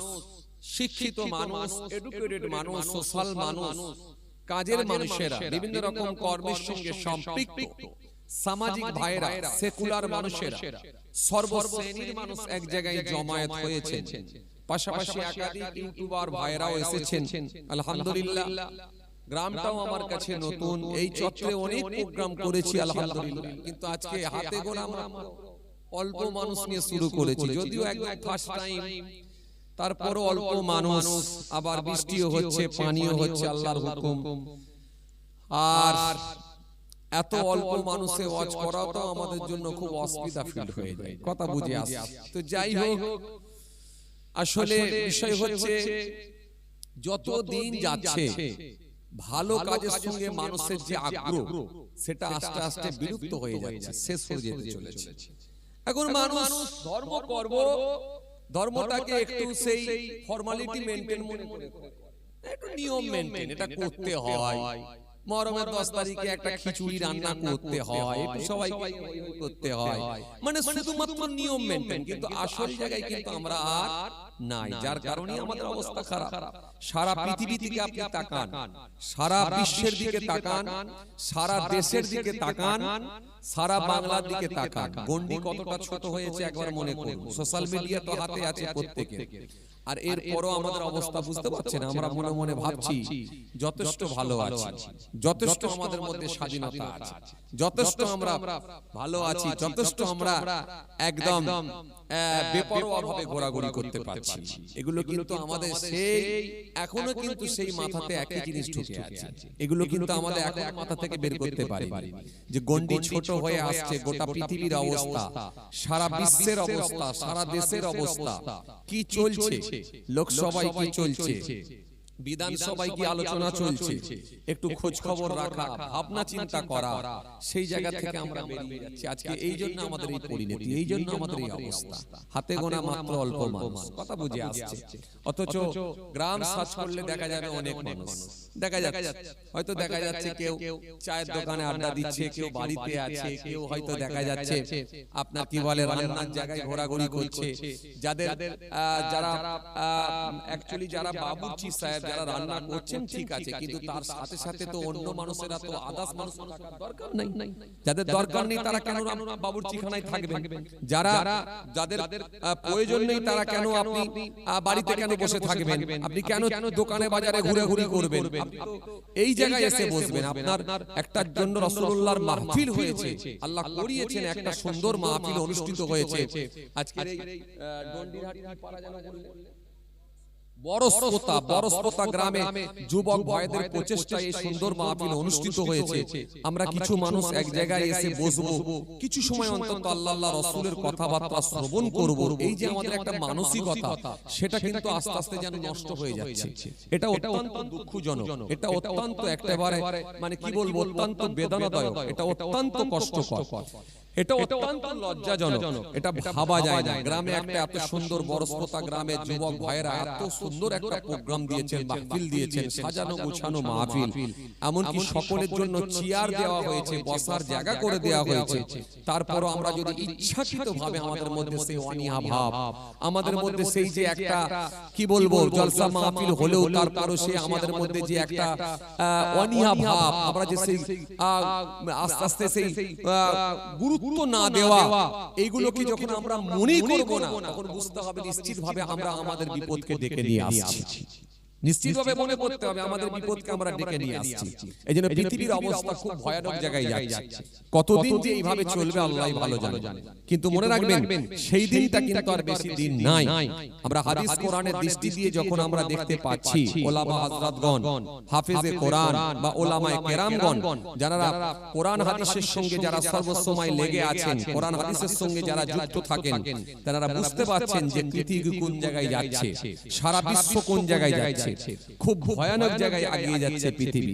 এই পৃথিবীটা আর খুব বেশি দিন নয়, কোন সময় আমার আল্লাহ কি ঘটিয়ে দেবেন সেটা আল্লাহই ভালো জানেন। এজন্য মনে রাখবেন, মানুষের অত্যাচার, অবিচার, জোর জুলুম, হিংসা, রিয়া, অহংকার, গীবত, পরচর্চা, পরনিন্দা, সমালোচনা, মানুষকে নিয়ে আপনি ক্রিটিসাইজ করা, মানুষকে নিয়ে নানা রকম মন্তব্য করা, আমানতের খেয়ানত করা, পরের মাল আত্মসাৎ করা, আমানতের খেয়ানত করা, গরিবের মাল ভক্ষণ করে নেওয়া, আজকে এই সমাজে কি অন্যায় হয়নি একটা বলে দেন? মানুষের সামনে পিটিয়ে পিটিয়ে মেরে ফেলে, এই যে হত্যা করা, এগুলো আজকে আমাদের চোখের সামনে আমরা সোশ্যাল মিডিয়ার মাধ্যম দিয়ে আমরা এরকম ঘটনা আমাদের সামনে হামেশাই উঠে আসছে, আমরা দেখতে পাচ্ছি। সোশ্যাল মিডিয়া খুললেই, সে সোশ্যাল মিডিয়া খুললে ফেসবুক, ইউটিউব, হোয়াটসঅ্যাপ যাই বলেন না কেন, আমরা যা খুলি না কেন, খুললে আমরা এগুলো দেখতে পাই। এটা অত্যন্ত দুঃখজনক। তখন আপনাকে বুঝতে হবে যখন এই জিনিসগুলো বাড়ছে, তার মানে বুঝতে হবে আমার আল্লাহ নারাজ হচ্ছে, অসন্তুষ্ট হচ্ছে। আর আমার আল্লাহ যদি নারাজ হয়ে যায়, অসন্তুষ্ট হয়ে যায়, তখন আপনাকে বুঝে নিতে হবে এই পৃথিবী কিন্তু খুব খারাপ জায়গায় যাবে, পৃথিবী কিন্তু খুব ভয়ানক জায়গায় যাবে। কোন সময় আমার আল্লাহ কি ঘটিয়ে দেবেন সেটা একমাত্র আমার আল্লাহই ভালো জানেন, দুনিয়ার কোনো মানুষ জানে না। এজন্য মনে রাখবেন আমাদের প্রত্যেকের নৈতিক দায়িত্ব, যেরকম এইরকম সুন্দর মাহফিলগুলো যখন অনুষ্ঠিত হবে, আমরা কিছু সময় মাহফিলে গিয়ে বসা এবং সময় যখন পাবো অন্তত মসজিদের মধ্যে গিয়ে কিছু সময় আল্লাহ নামে তাসবিহ পড়া, জিকির করা, আমরা যখন সময় পাবো একটু ভালো কাজের সঙ্গে সংযুক্ত হওয়া, আমরা বাকি সময়টা আমাদের বিজনেস কাজকর্মের মধ্য দিয়ে সময়টাকে অতিবাহিত করা, আমাদের মধ্যে যেন কোনো শরীয়ত বহির্ভূত কোনো কর্ম না এসে যায়, আমাদের মধ্যে যেন কোনো শরীয়ত বিরোধী কর্ম না ঢুকে যায়, এগুলোকে সর্বসময় মনে রাখা। যদি আমরা একটা সিস্টেমেটিক না চলতে পারি, তাহলে মনে রাখবেন আল্লাহর সাহায্য কিন্তু আমাদের উপরে আসবে না। আর আল্লাহর সাহায্য যদি আমাদের উপরে না আসে, তাহলে মনে রাখবেন আগামী দিন কিন্তু টিকে থাকা, এই মাথা উঁচু করে দাঁড়িয়ে থাকাটাও কিন্তু আগামী দিন খুব কঠিন হবে। আজ মনে মনে আমরা অনেকে হয়তো ভাবছি বিজনেস তো ভালোই চলছে, আমার ফলের দোকান তো ভালোই চলছে, আমার মুদিখানা দোকান ভালোই চলছে। কেউ আমরা মনে মনে ভাবছি যে আমার স্টেশনারি দোকান ভালো চলছে, চায়ের দোকান ভালো চলছে, চপের দোকান ভালো চলছে। দোকান ভালো চলছে, আপনি জানেন না গোটা পৃথিবী নিয়ে ভাবতে হবে আপনাকে, সারা বিশ্ব নিয়ে আপনাকে ভাবতে হবে, সারা দেশ নিয়ে ভাবতে হবে। আপনি জানেন যেখান থেকে আইন পাস হয় সেই মানুষগুলোর বক্তৃতা আপনাকে শুনতে হবে, তখন আপনি বুঝতে পারবেন কত ভয়ানক জায়গায় যাচ্ছে। আর পাশাপাশি মনে রাখতে হবে আল্লাহর কুদরতি ক্ষমতায় আমার আল্লাহ কি আযাব, কি শাস্তি দিচ্ছেন সেগুলোকে নিয়ে আপনাকে উপলব্ধি করতে হবে, নিজেকে ভাবাতে হবে, আপনাকে নিজেকে ভাবতে হবে, তবে আপনি বুঝতে পারবেন পৃথিবী কোন জায়গায় যাচ্ছে। যেখানে নৌকার উপরে মানুষ ভেসে ভেসে যাচ্ছে, সেখানে বজ্রপাত হয়ে মানুষ মারা যাচ্ছে। যেখানে ট্রলারের উপরে বাস পার হতে গিয়ে বাস ডুবি হয়ে গিয়ে মানুষ মারা যাচ্ছে। যেখানে প্লেন দুর্ঘটনা হয়ে মানুষ মারা যাচ্ছে, যেখানে আপনার হেলিকপ্টার দুর্ঘটনা ঘটে মানুষ মারা যাচ্ছে, এগুলো কিন্তু আপনাকে ভাবতে হবে কোন জায়গায় যাচ্ছে। তার মানে আপনাকে বুঝতে হবে মৃত্যুটা কত কাছে, মৃত্যুটা কত নিকটে, কোন সময় আল্লাহ আপনাকে আমাকেও ডেকে নেবে, এটা কিন্তু আপনি ভুলে গেলে চলবে না। কোন সময় আমার আল্লাহ নারাজ হয়ে গিয়ে যদি ডেকে নেন, কোন সময় আমার আল্লাহ মৃত্যু দেবেন, কখন আমাদের উপর আল্লাহ নারাজ হয়ে যাবেন, এটা আমরা কেউ জানি না। আর আল্লাহ যদি আমাদেরকে ডেকে নেন, সেই সময় আল্লাহ দরবারে গিয়ে আমরা কি মুখ দেখাবো, এটা আমাদের একেবারে অবশ্যই ভাবা উচিত ছিল। বড় আফসোস নিয়ে বলতে হয় আজকে আমরা ভালো কাজ থেকে আমরা বিমুখ হয়ে যাচ্ছি, ভালো কাজ থেকে আমরা দূরে চলে যাচ্ছি, ভালো কাজ থেকে আমরা দূরে সরে যাচ্ছি, যার জন্য আমাদের পরিস্থিতি আরো খারাপ জায়গায় চলে যাচ্ছে। আমার দিনদার ইমানদার নেক আল্লাহর ভাইরা ভুল বুঝবেন না, রাগ করবেন না ভাইরা, আমার বন্ধুরা, আমার সাথী মহব্বতের ভাইরা, দুনিয়ার অবস্থা খুব খারাপ, খুব ভয়ানক জায়গায় যাচ্ছে। আর আল্লাহর সাহায্যটা আমাদের জন্য অত্যন্ত জরুরি। আমার আল্লাহর ওয়াদা আছে, লা তাহিনু ওয়া লা তাহজানু ওয়া আনতুমুল আলাউনা ইন কুনতুম মুমিনিন। খবরদার তোমরা ঘাবড়াবে না, চিন্তিত হয়ো না, ভেঙে পড়ো না, তোমরাই বিজয়ী হবে। শর্ত একটা, ইন কুনতুম মুমিনিন, যদি তোমরা মুমিন হও, যদি তোমরা ঈমানদার হয়ে যাও, যদি ঈমানদার হয়ে যাও, মুমিন হয়ে যাও, নিশ্চিত হবে আমি আল্লাহ কথা দিচ্ছি তোমাদেরকে সাহায্য করব। আর আল্লাহর সাহায্য যদি না পাওয়া যায়, মনে রাখবেন মাথা তুলে দাঁড়ানোটা কিন্তু মনে রাখবেন মুসলমান আমাদের জন্য অত্যন্ত কঠিন হয়ে যায়, অত্যন্ত কঠিন হয়ে যাবে। আজ আপনার বিজনেস ভালো চলছে বলে আপনি ভালো আছেন না, আপনাকে ঘেরা টপের মধ্যে রাখা আছে। আপনাকে ঘিরে রেখেছে আপনি জানেন না। আপনি দূরদৃষ্টি নিয়ে যদি তাকান, একটু দূরদৃষ্টি নিয়ে যদি তাকান, আপনি তাহলে বুঝতে পারবেন আপনি কোন জায়গায় আছেন, কি সিচুয়েশনের মধ্যে দিয়ে চলছেন। এগুলো ভাববেন, ভাবলে আল্লাহকে স্মরণ করতে পারবেন, বেশি বেশি আল্লাহর দিকে আমরা ফিরে আসতে পারবো। এরপরও যদি আমাদের মধ্যে সেই যে দাম্ভিকতা, সেই যে অহমিকা, সেই যে অহংকার, সেই যে আমাদের মধ্যে বড়াই ভাব, সেই যে আমাদের মধ্যে রিয়া, সেই যে আমাদের মধ্যে দেখাদেখি ভাব, মনে রাখবেন যদি আমরা সংযত না হয়, যদি সিস্টেমেটিক যদি না চলি, তাহলে আল্লাহর কাছে কিন্তু আমরা বেনিফিট পাওয়াটা বড় কঠিন হয়ে যায়। আমার দিনদার ইমানদার নেক আল্লাহর ভাইরা, ভুল বুঝবেন না, রাগ করবেন না। একটা সিস্টেমেটিক আমাদের চলতে হবে। প্রত্যেকে 5 ওয়াক্ত নামাজ পড়বেন, বছরে 1 মাস রমজান মাসে রোজা রাখবেন, হক কথাগুলো বলবেন, হালাল খাদ্য ভক্ষণ করবেন। হালাল খাদ্য ছাড়া জাবানের দোয়া কিন্তু কবুল হবে না। শুধু নিজে করলে হবে না, নিজের পরিবারকে শিক্ষা দিতে হবে, নিজের স্ত্রীকেও শিক্ষা দিতে হবে, তাকেও পর্দা পশিদার শিক্ষা দিতে হবে, তানাকেও পর্দা পশিদার শিক্ষা দিতে হবে, তাকেও নামাজের তালিম দিতে হবে। শুধু তাই নয়, নিজের ছেলে মেয়েদেরকেও সেই তালিম দিতে হবে। যে ছেলেটা যুবক হয়ে গেছে, যে ছেলে মেয়েটা যুবতী হয়ে গেছে, তাকে নামাজের তালিম, তাকে দ্বীনের তালিম দেওয়া, পাশাপাশি তাকে পর্দা পশিদার শিক্ষা দেওয়া। এগুলো যদি আমরা শিক্ষা দিতে না পারি, তাহলে মনে রাখবেন এর জন্য কিন্তু আল্লাহর দরবারে আপনাকে কৈফিয়ত করা হবে, আল্লাহর দরবারে কিন্তু আপনি ধরা খাবেন, আল্লাহর দরবারে কিন্তু আপনি গ্রেফতার হবেন। আমাদের আল্লাহর ভাইরা, আমাদের সামনে দিয়ে যে মাস অতিবাহিত হয়ে যাচ্ছে, এই মাসের গুরুত্ব অনেক বেশি, এই মাসের তাৎপর্য অনেক বেশি, এই মাসের কদর অনেক বেশি আল্লাহর দরবারে। এটা হলো মুহররম মাস। জি, বাংলায় যেমন 12টা মাস রয়েছে, আরবিতে তেমন 12টা মাস আছে, ইংরেজিতে তেমন 12টা মাস রয়েছে।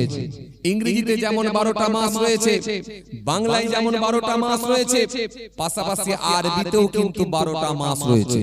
বাংলা মাস আমরা শুরু করি কোন মাস দিয়ে? বাংলা মাস আমরা শুরু করি বৈশাখ মাস দিয়ে। ইংরেজি মাস শুরু করি আমরা কোন মাস দিয়ে? ইংরেজি মাস আমরা শুরু করি জানুয়ারি মাস দিয়ে। অনুরূপভাবে আমরা আরবি মাসও কিন্তু শুরু করি মুহররম মাস দিয়ে। এজন্য আরবি মাসের প্রথম মাস হলো, সেটা হলো মুহররম মাস। মুহররম মাস, মুহররম মাস যে মাস আমাদের সামনে দিয়ে চলে যাচ্ছে, মুহররম মাস মানে শুধু এতটুকু নয় যে মুহররমের 10 তারিখ আসলে ছোট করে একটা বিলাত দিয়ে দিলাম, একটু খিচুড়ি রান্না হলো, নিজেরাও খেলাম, সবাইকে খাওয়ালাম, ব্যাস মুহররমের হক আদায় হয়ে গেল, এমনটা নয়।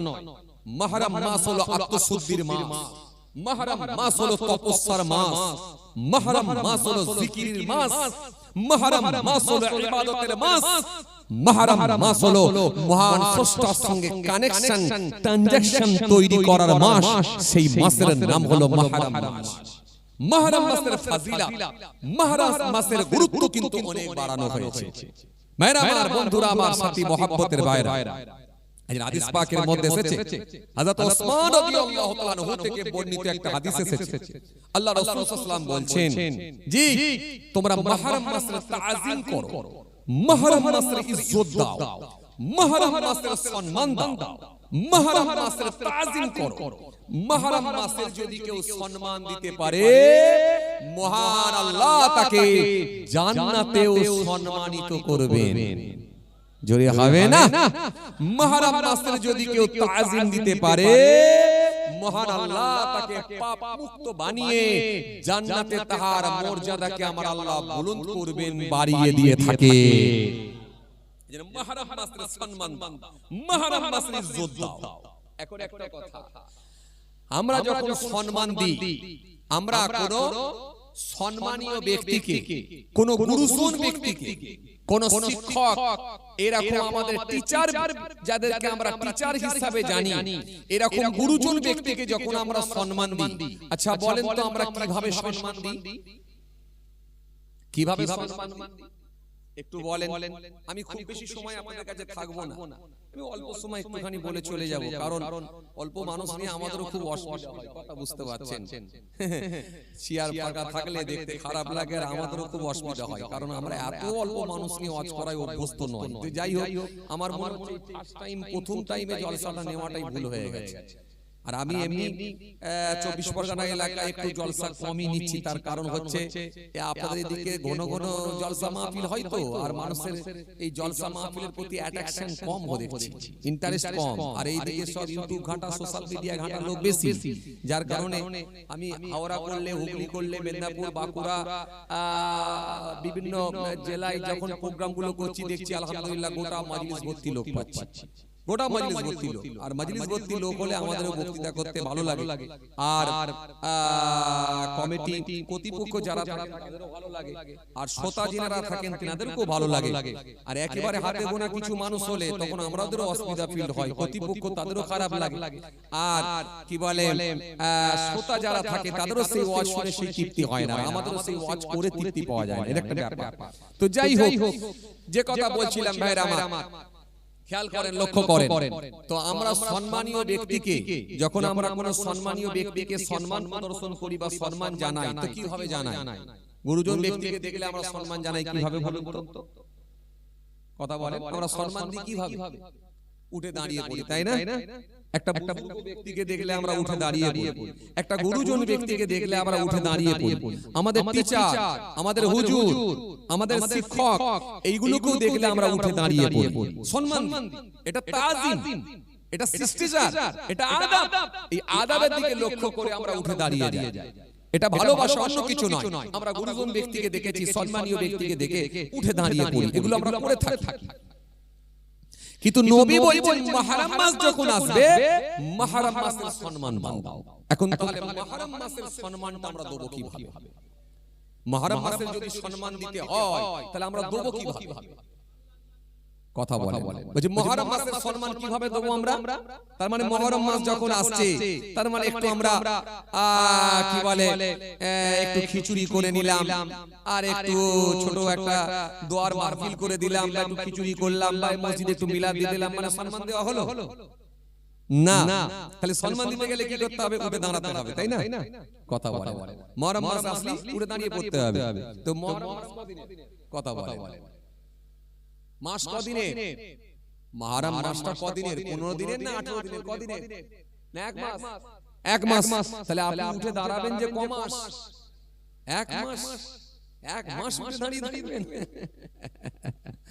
যে এক মাস উঠে দাঁড়িয়ে থাকবেন না, এটা বলা হয়নি যে দাঁড়িয়ে যাও, মুহররম মাস আসলে দাঁড়িয়ে যাবে, এটা নয়। এর মানে সম্মান দেওয়া না, এটা আমরা ব্যক্তি হিসেবে কাউকে গুরুজন ব্যক্তি, সম্মানীয় ব্যক্তিকে দেখলে আমরা উঠে দাঁড়াই, সম্মান দিই, এটা যেমন ব্যক্তি হিসেবে আমরা ওটা সম্মান দিই থাকি।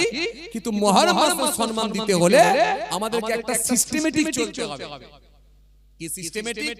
নবী হাদিস দিয়েছেন, কিতাবের মধ্যে এসেছে, এই মাস যখন আসবে আমাদের মধ্যে একটা শিষ্টাচার থাকবে, আদব থাকবে, আমরা অন্যায় কাজগুলো থেকে বিরত থাকব।